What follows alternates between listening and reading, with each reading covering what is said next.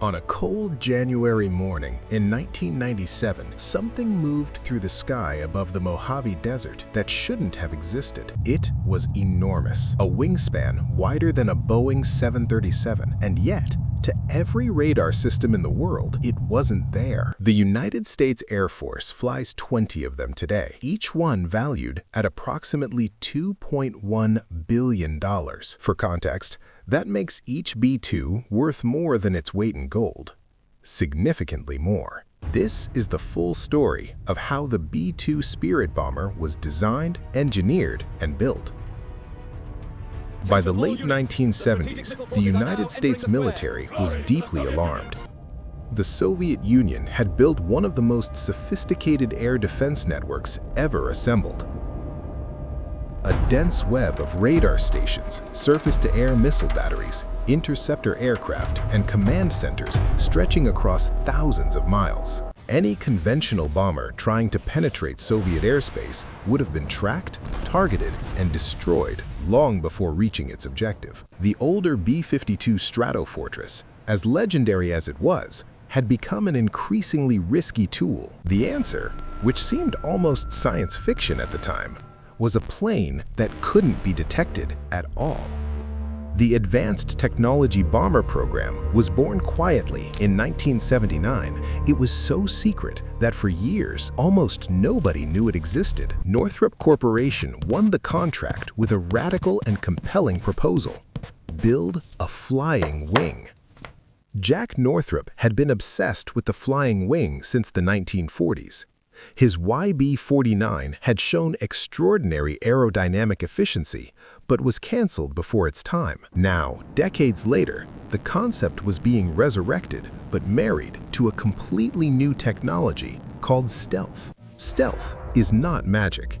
It is applied physics, the deliberate engineering of an object to minimize its radar cross-section. A conventional aircraft, like the B-52, has a radar cross-section of roughly 40 to 100 square meters. That's a massive, easily trackable signal. The B-2's radar cross-section is estimated at around 0.001 square meters, roughly the same as a large insect. Every edge, every curve, every surface angle has been calculated to reflect radar energy away from the receiver. This is why the B-2 has no vertical tail surfaces. Vertical tails create massive radar returns. Every panel line on the B-2's surface is aligned at only a small number of carefully chosen angles. The radar-absorbing coating on its skin converts incoming electromagnetic waves into tiny amounts of heat, which simply dissipates harmlessly. The shape requirements for stealth often directly conflict with the requirements for aerodynamics, structural strength, and weapons carriage. The B-2 has no fuselage. There is no cylindrical body connecting a nose to a tail. The aircraft is essentially just a wing. A 72-foot span of carefully sculpted composite material with engines buried inside and a crew compartment blended into the center section. Because the entire aircraft generates lift, nothing is wasted. Every square foot of the B-2's surface is doing useful aerodynamic work. Flying wings are inherently unstable. Left to itself, it would tumble out of the sky immediately. The B-2 solves the stability problem with computers. Approximately 40 control surface adjustments every second, invisible, consistent, and relentless. The pilots don't fly the B-2 the way you'd fly a Cessna. They tell the computer where they want to go, and the computer keeps the aircraft alive. 4 independent computers constantly cross-checking each other. The probability of all 4 failing simultaneously is, statistically speaking, essentially zero. Building the B-2 required inventing materials that didn't exist at the time the contract was signed. The structural backbone of the aircraft is carbon fiber reinforced polymer, an extraordinary combination of high strength, low weight, and moldability. A single large skin panel might contain a dozen different material layers, each one serving a specific structural, thermal, or electromagnetic function. The manufacturing of these panels takes place in autoclaves, giant pressure vessels that look like industrial submarines. Inside the autoclave, the composite layups are subjected to carefully controlled heat and pressure that bond all layers into a single monolithic structure. The radar-absorbing coatings are not paint. They are complex chemical systems that must survive Arctic cold at altitude and intense heat near the engine exhausts. Maintaining these coatings is one of the most labor-intensive aspects of operating the B-2. Every mission requires post-flight inspection. This is part of why the B-2 bases at Whiteman Air Force Base, not for strategic reasons, but because Whiteman has the facilities to maintain it properly.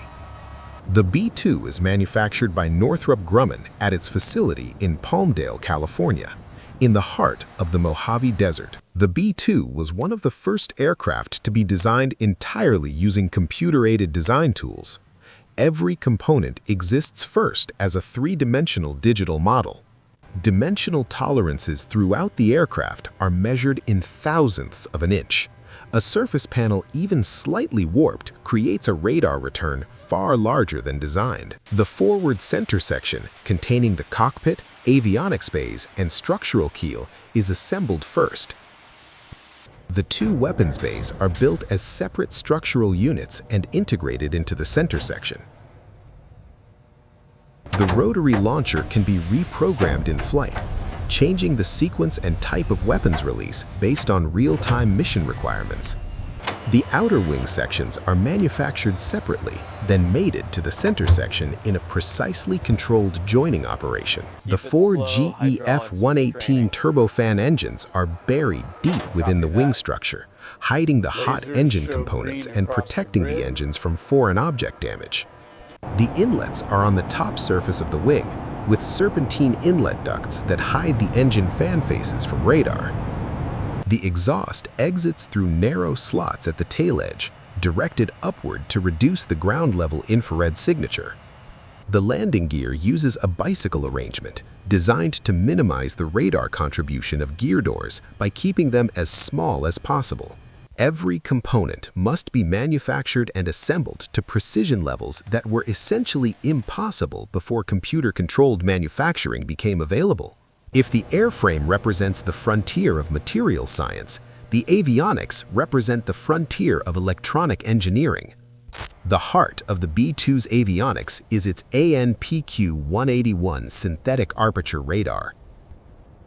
Unlike conventional radars that produce blips, SAR systems construct high-resolution images of the ground, even through clouds, even in total darkness. The B-2 can identify individual vehicles on a highway from above 40,000 feet.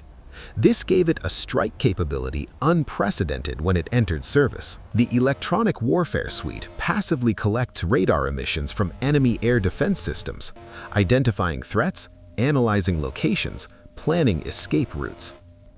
Navigation is provided by GPS combined with a ring laser gyroscope inertial system, giving positional accuracy measured in meters after intercontinental flights. Long missions can last over 30 hours with aerial refueling. The cockpit environment was designed to support that level of crew endurance. The B-2's primary nuclear mission involves B-61 and B-83 gravity bombs, weapons released from internal bays and guided to their targets with GPS precision. An aircraft that can carry nuclear weapons from the continental United States to any target on Earth and return home represents the ultimate deterrent. In the 1999 Kosovo conflict, B-2s flew non-stop from Whiteman Air Force Base in Missouri to targets in Yugoslavia, missions lasting over 30 hours. The crews flew, struck, and returned home to Missouri, all in a single continuous flight, covering nearly 30,000 miles. The massive ordnance penetrator, 30,000 pounds, capable of penetrating over 200 feet of reinforced concrete before detonating. The B-2 was the only aircraft in the world capable of carrying the MOP. The weapon was designed specifically because there was no other way to reach those targets. The original plan called for 132 aircraft, By the time the Cold War ended in 1991, that number was cut to 75. Only 21 were built. One was lost in a crash in Guam in 2008. The current fleet stands at 20. Total program cost approximately $44.75 billion. Unit cost per aircraft roughly $2.1 billion. Every cut, every drill hole, every surface repair requires specialized tools and highly trained technicians. The tolerances demand nothing less. The 4 redundant flight control computers alone cost as much as many complete conventional aircraft. The training pipeline for B-2 maintainers is long, expensive, and produces technicians qualified to work on essentially nothing else in the Air Force inventory. By all accounts from pilots who have flown it, the B-2 is a remarkably pleasant aircraft to fly, once you understand its idiosyncrasies. B-2 pilots don't worry much about aircraft handling. They worry about systems management across missions that can last more than 30 hours. Managing fuel loads that shift constantly between tanks to maintain the center of gravity. On a flying wing, this is critical and constant. Aerial refueling in the B-2 is particularly demanding. The flying wing's handling characteristics near a tanker make it an exacting piece of airmanship. On long missions, aerial refueling isn't optional. It is the only thing that gets you home. The B-2 is arguably more comfortable at night. Its synthetic aperture radar gives the crew a clear picture of terrain regardless of darkness or cloud cover. The B-2 Spirit entered service in 1997. A quarter-century later, it remains the state-of-the-art in strategic strike capability. The B-21 Raider, a similar flying wing design incorporating decades of B-2 operational lessons, will supplement, not replace, the Spirit. The materials science advances made during B-2 development propagated through the entire aerospace industry, including commercial aircraft production. Every single aspect of the B-2 was, at the time it was designed, beyond the state-of-the-art. None of that stopped them. The Ghost flies, and the Ghost wins.